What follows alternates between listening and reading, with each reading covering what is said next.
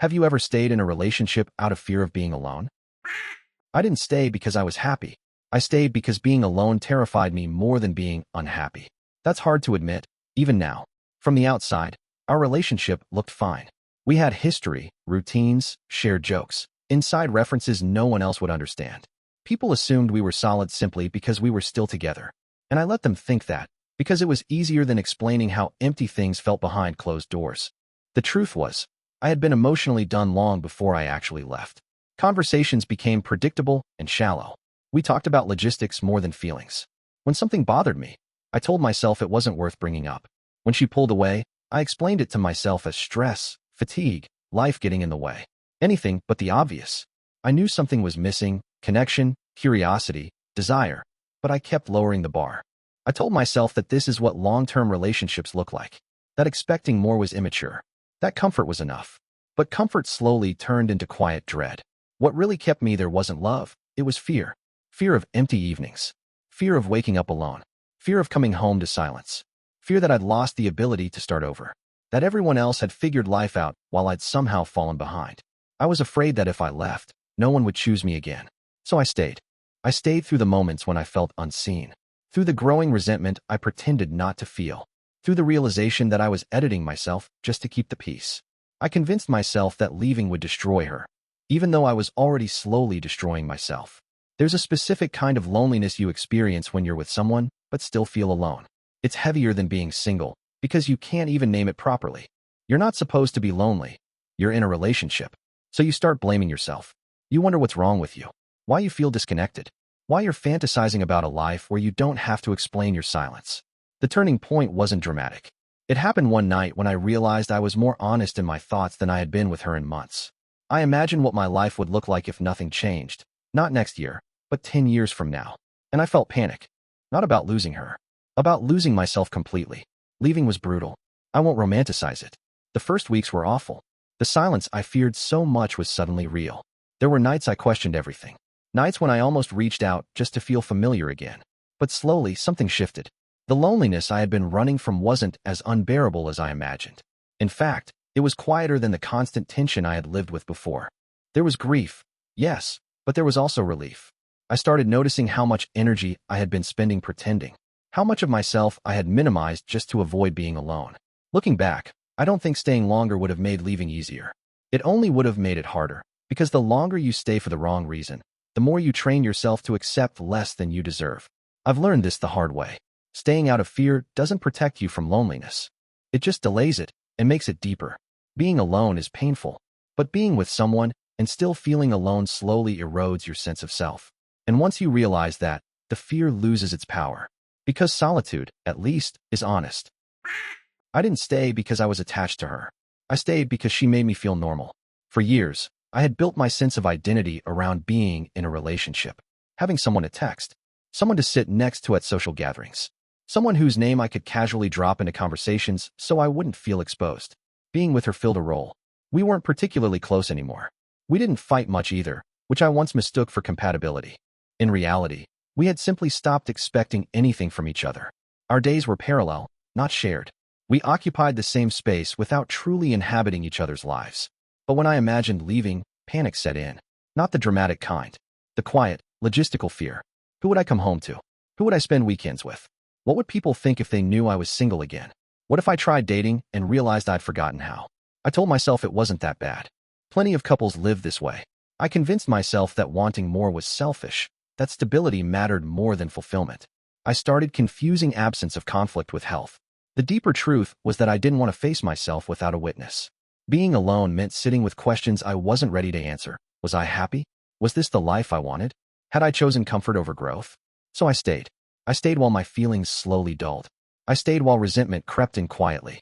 I stayed while I began daydreaming about hypothetical lives that didn't involve her or anyone else. The most unsettling part was how functional everything seemed. Bills were paid. Schedules aligned. From the outside, nothing was wrong. That made it even harder to justify leaving, especially to myself. But there's a moment that sticks with me. We were at a small gathering, surrounded by friends. Someone asked us how long we'd been together. She answered automatically. I smiled on cue. And suddenly I realized I felt like I was watching myself from the outside, playing a role I had long outgrown. I wasn't scared of losing her. I was scared of losing the structure she provided. That realization hit harder than any argument ever could. Ending things wasn't dramatic. It was almost clinical. We talked. We agreed. We acknowledged that neither of us was truly present anymore. And just like that, something that had defined my daily life for years was gone. The loneliness came fast. The first few weeks were brutal. Every empty room felt louder than it should have. Every quiet evening felt like proof that my fears had been right all along. I questioned myself constantly, wondered if I'd made a mistake, if I'd thrown away something good enough. But then something unexpected happened. The loneliness started to change shape. It became less about absence and more about possibility. I noticed how much mental space I suddenly had. How much of myself I had been holding back to keep a relationship functioning on minimal effort. I reconnected with parts of my life I had neglected. Not in a motivational way, just naturally. I started listening to my own reactions again. My own preferences. My own discomforts. And that's when it finally clicked. I hadn't been afraid of being alone. I had been afraid of not knowing who I was without someone else validating my existence. Staying didn't save me from loneliness. It just postponed the moment I had to confront it. Being alone forced me to be honest. And honesty, while uncomfortable, turned out to be far less damaging than living half-present with someone just to avoid silence. Now, when I think back, I don't regret leaving. I regret staying as long as I did. Not because it wasted time, but because it taught me how easily fear can masquerade as loyalty.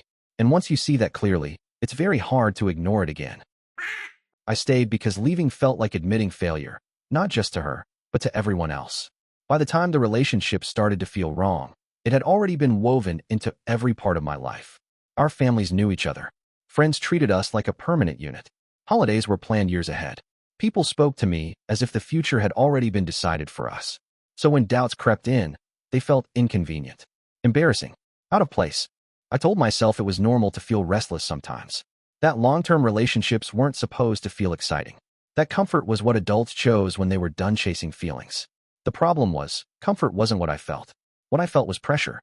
Pressure to keep things together because everyone else believed in us.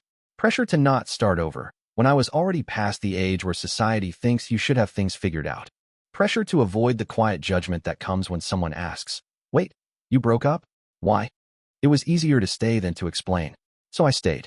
I stayed while conversations became surface level. I stayed while my needs felt increasingly inconvenient. I stayed while I quietly stopped bringing parts of myself into the relationship because they didn't fit anymore.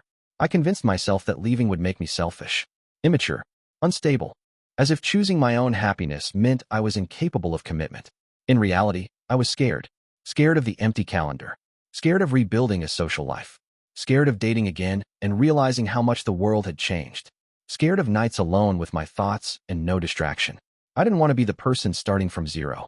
There's a unique loneliness that comes from being emotionally unsupported while technically not alone. You feel guilty for wanting more because, on paper, you already have enough. So you minimize your own dissatisfaction. You tell yourself others have it worse. But dissatisfaction doesn't disappear when you ignore it. It just hardens. The moment that finally broke through my denial wasn't dramatic. There was no fight, no betrayal, no big revelation. It was a quiet afternoon when I realized I had stopped imagining her in my future at all. Not because I was angry, not because I was resentful, because the image simply no longer appeared. That scared me more than being alone ever could. Ending the relationship felt like stepping off a cliff. I didn't feel brave. I felt nauseous. I questioned myself constantly. I worried about how it would look, how it would sound, how many people would be disappointed. The aftermath was exactly what I feared. The apartment felt too quiet. My phone too still. Social events felt awkward again. I had to answer questions I didn't know how to answer without oversharing or lying. But something unexpected happened alongside the loneliness. I started breathing again. Not dramatically, subtly. I noticed my thoughts didn't feel as constrained. I noticed I wasn't editing myself as much. I noticed that the loneliness I had been so afraid of felt cleaner than the heaviness I'd been carrying. I wasn't lonely because I was abandoned. I was lonely because I was finally honest.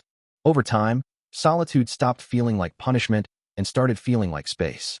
Space to remember what I wanted. Space to fail without an audience.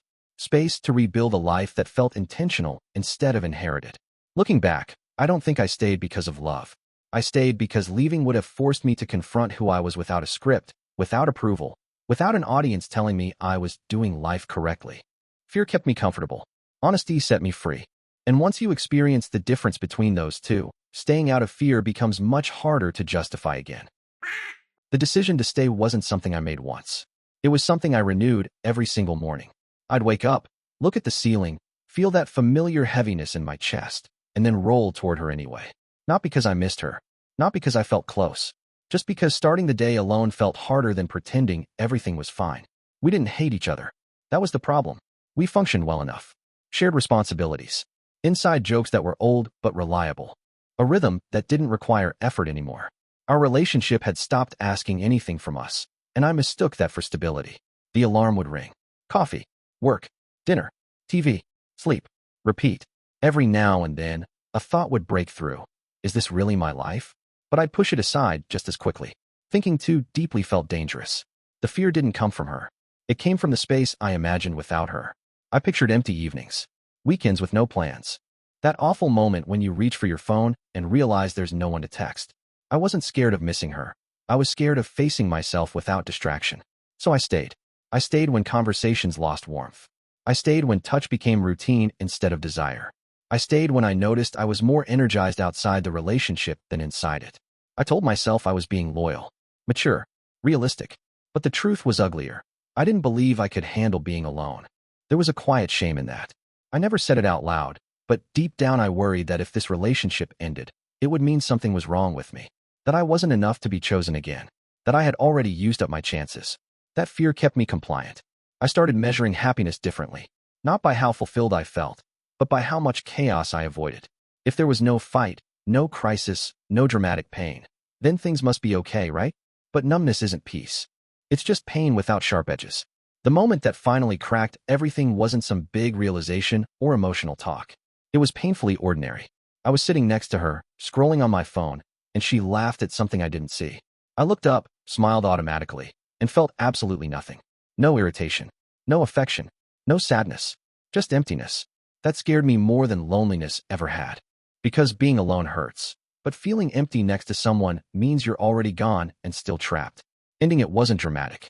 We talked calmly. We agreed it wasn't working. We said all the right things. From the outside, it looked like the cleanest breakup imaginable. Inside, I was terrified. The first nights alone were brutal. The silence was loud. My thoughts didn't have anywhere to hide. I questioned everything. Wondered if I had exaggerated the problem. If comfort really was enough, and I had been greedy. But over time, something unexpected happened. The fear softened. Not because I suddenly loved being alone, but because I realized how much energy I had been spending avoiding it. How much of myself I had put on pause just to keep a relationship going that no longer asked me to be present. Loneliness was painful, but it was honest. And honesty, even when it hurts, gives you room to breathe. Looking back now, I don't think I stayed because of love. I stayed because I was afraid that without a relationship, I wouldn't know who I was. Leaving taught me otherwise. Being alone didn't erase me. It gave me back to myself. And once you learn that, fear stops being a good enough reason to stay. The moment I realized why I was still there came in a supermarket aisle. I was standing in line, scrolling on my phone, and without thinking I opened our chat. Not to say anything important, not even to tell her I missed her. I just wanted to see that someone was there. That my day had an anchor. That I wasn't floating completely on my own. That's when it hit me. I wasn't staying because of love. I was staying because of comfort against emptiness. Our relationship had slowly turned into background noise. We rarely argued, but we also rarely connected. We shared space, not in our lives. Meals were quiet. Conversations were functional. Did you pay this? What time are you home? Do we need anything? On paper, it looked calm, peaceful even. Inside, I felt strangely detached, like I was watching my own life from a distance. Still, I didn't leave. Every time the thought crossed my mind, my stomach tightened. Leaving meant uncertainty. It meant evenings with nothing planned. Weekends with no default companion. It meant answering uncomfortable questions from friends who assumed we were solid. More than anything, it meant facing the possibility that I might be forgettable. I was terrified that if I walked away, no one else would step in. That I had already peaked in my ability to connect with someone. That dating again would expose how rusty, awkward, or inadequate I'd become. So I stayed and told myself I was being practical. I convinced myself that relationships aren't supposed to feel exciting forever. That comfort was what people eventually choose when they grow up. That wanting more was unrealistic, even selfish. But the truth was, I wasn't choosing comfort. I was choosing avoidance. I avoided talking about what I needed. I avoided admitting how lonely I felt with someone. I avoided imagining a future that didn't already feel pre-written. The strangest part was how invisible the fear was. No one around me noticed. I played my role well. I showed up to events. I posted the occasional photo. I laughed at the right moments. But inside, I felt stalled, like my life was paused while everyone else kept moving. The breaking point didn't come from conflict. It came from a quiet realization late one night. I asked myself a question I had been avoiding for years. If I weren't afraid of being alone, would I still choose this? The answer arrived instantly. No hesitation. No mental debate. Just a clear, heavy no. Ending things felt like stepping into cold water. Shock at first. Panic. Immediate regret mixed with relief. There were nights I almost texted her, not because I missed her, but because I missed the safety of not being alone. Those moments were the hardest, when loneliness begged me to trade honesty for familiarity. But I didn't. I let myself feel it. The silence. The uncertainty. The awkwardness of rebuilding routines from scratch. I forced myself to sit with the discomfort instead of running back to something that no longer fit. And slowly, very slowly, something shifted. Being alone stopped feeling like proof of failure. It started to feel like space. Space to notice what I liked. What drained me. What I had been suppressing to keep a relationship alive that had already stopped growing. I realized something important. Fear makes terrible relationship decisions. It keeps you in places that don't nourish you. It convinces you that not bad is the same as good. It whispers that loneliness is the enemy, when in reality, prolonged self-abandonment is far worse. Looking back now, I don't judge myself for staying as long as I did. Fear is persuasive. It sounds reasonable, responsible, mature, but it lies. I didn't leave because I suddenly became brave. I left because I finally understood that staying out of fear wasn't protecting me from loneliness. It was teaching me to accept a life that didn't feel like mine. And once that realization settles in, being alone no longer feels like the worst possible outcome. Staying does. I didn't stay because I believed in our future. I stayed because I was afraid of the evenings. After the noise of the day faded, doubts got louder. Being with her gave those hours a shape. Dinner, a show, shared silence. It meant I didn't have to sit alone with the thought that something important between us was missing. There was no dramatic failure in our relationship. No betrayal, no cruelty. We were kind, reliable, functional. But curiosity slowly disappeared. Conversations became informational, not intimate. I stopped reaching for her when I felt overwhelmed because I already knew how the conversation would end. Still, I stayed. I told myself this was normal. That long-term relationships settle. That stability matters more than connection. I didn't want to give up, and I didn't want to be alone. So I adapted. I lowered expectations. I got quieter. I learned how to feel lonely without naming it. The fear hid behind logic and maturity. It convinced me I was being responsible. What it didn't show me was how much of myself I was putting on pause just to avoid silence. The moment everything became clear was simple. She was talking, and I realized I was listening out of habit, not presence. I wasn't choosing her anymore. I was choosing not to be alone. Leaving forced me into the very space I'd been avoiding. The silence was real at first, and it was painful, but it was also honest. I learned something important. Staying out of fear doesn't protect you from loneliness.